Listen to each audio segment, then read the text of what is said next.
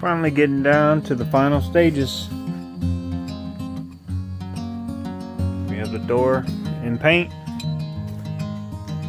I'm gonna wet sand a lot of this out, get some of this roughness out. As you can see, that is one different looking color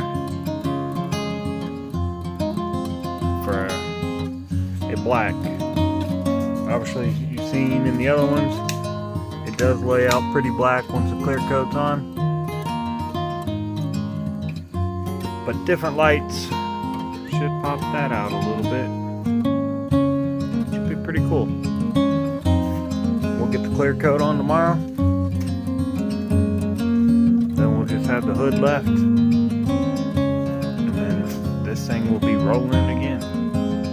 Coming soon.